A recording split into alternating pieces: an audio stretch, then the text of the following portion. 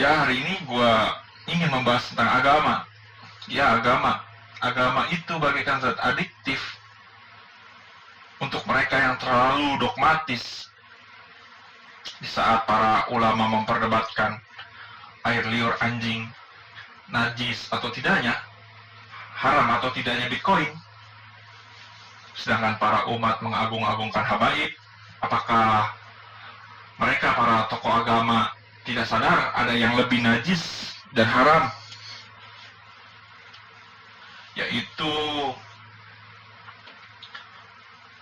ketidakadilan, ketimpangan, korupsi, kolusi, nepotisme, oligarki, deforestasi hingga pengerukan nikel di Raja Ampat. Apakah mereka lupa dengan kitabnya sendiri, yaitu Al-Quran? Padahal pejabat kita sebelum memangku kekuasaan di pemerintahan telah disumpah di atas Al-Quran. Sangat ironis jika ia menyengsarakan rakyatnya setelah menjadi pemimpin.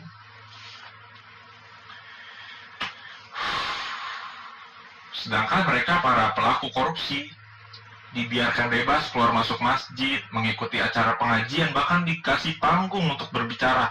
Itu kan jelas haram dan najis. Seperti seekor hewan, babi. Ya memang di dalam Islam babi itu haram. Tidak boleh dikonsumsi. Lalu apa bedanya dengan korupsi?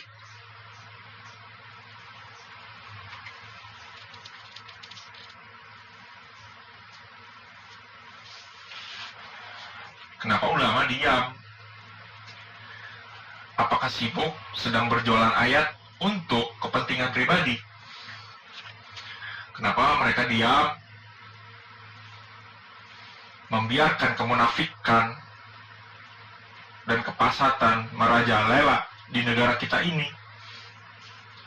Sudah jelas di dalam surat Al-Alaq, di dalam Al-Quran, surat Al-Alaq ayat 1, Tuhan berfirman, Iqra, bacalah. Tuhan mengajarkan kita untuk tidak membaca buku, tapi untuk membaca segala-galanya. Bacalah alam, bacalah lingkungan, bacalah sekitar kita yang sedang terjadi. Kan seperti itu. Kenapa kalian tidak menggunakan akal untuk berpikir? Sudah jelas Tuhan di dalam Al-Quran menyuruh kita untuk menggunakan akal. Itu dalam surat Al-Baqarah ayat 44, Tuhan berfirman, afala yatakilun, itu penggalan ayat. Artinya, tidakkah kamu berpikir atau tidakkah kamu menggunakan akalmu? Kenapa eksploitasi itu dibiarkan? Bukankah sudah jelas di dalam Al-Quran itu adalah larangan keras di dalam surat Al-Baqarah ayat 11-12. Janganlah berbuat kerusakan di muka bumi, dan ingatlah sesungguhnya mereka yang berbuat kerusakan tidak menyadarinya. Kurang lebih seperti itu di dalam surat Al-Baqarah ayat 11-12. Jika kurang jelas, nanti saya kasih dalil Al-Quran ya. Kenapa MUI dan para ulama diam? Mengapa MUI tidak sadar akan hal tersebut dan mengeluarkan fatwa mengharamkan deforestasi, mengharamkan pembukaan tambang? Kan jelas itu merusak alam. Kenapa? Saya di sini hanya bertanya.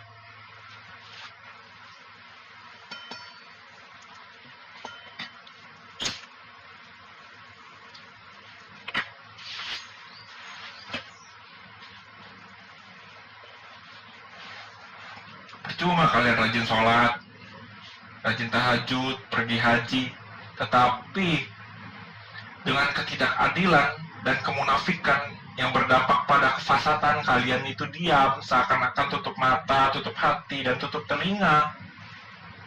Sudah jelas di dalam Al-Quran surat An-Nisa ayat 82, itu Tuhan berfirman di penggalan ayat Al-Quran, berbunyi seperti ini, afala yatadabbarun.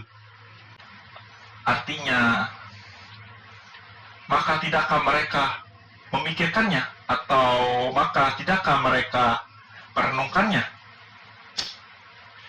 Kenapa mereka tidak merenung menggunakan akalnya untuk melihat ketidakadilan yang begitu nyata di depan kita? Sedangkan di sini para tokoh ulama, tokoh agama menyuruh kita untuk sabar, ikhtiar, dan bekerja keras. Tetapi kalau sistemnya tidak adil dan tidak memihak kepada rakyat, itu kan sia-sia.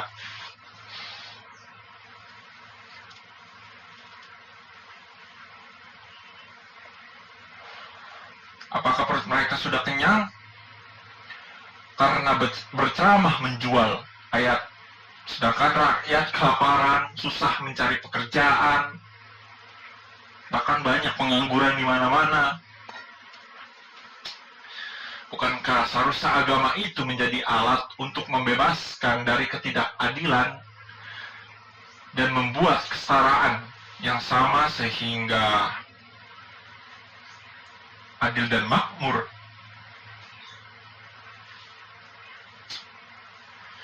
Bahkan Islam adalah agama yang sosial, tidak memandang kasta, tidak memandang mana yang miskin, mana yang kaya,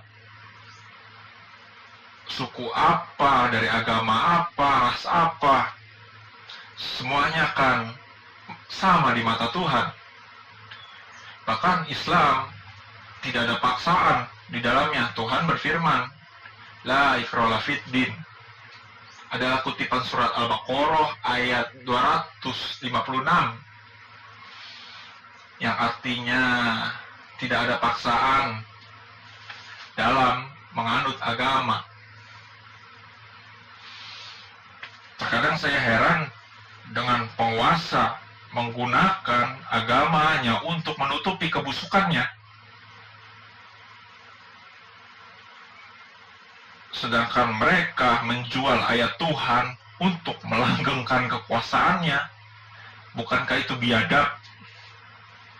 Telah memperjualkan ayat Tuhan untuk pribadi dan golongannya saja. Maka dari itu pentingnya akal untuk memahami ajaran agama agar tidak menjadi candu. Kurang lebih seperti itu. Makanya agama itu bagaikan zat adiktif untuk mereka yang terlalu dogmatis. Agar kita tidak buta, maka kita perlunya membaca, mengisi pengetahuan. Dan di dalam Al-Quran, kalau kita baca artinya, itu kan jelas tuntunan hidup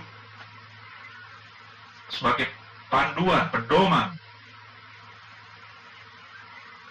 Mengapa tidak mengamalkannya?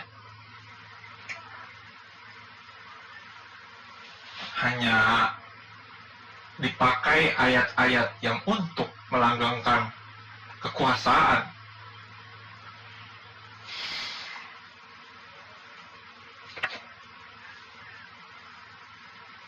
Ya, itulah agama. Di sini saya tidak merasa paling benar, saya hanya membuat kesadaran kita bersama itu terbangun, lalu bertanya dan berpikir. Begitu kurang lebih.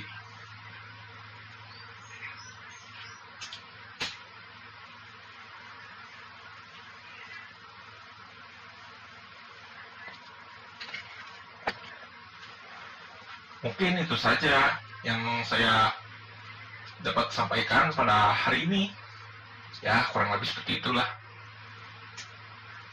Sekian, terima kasih.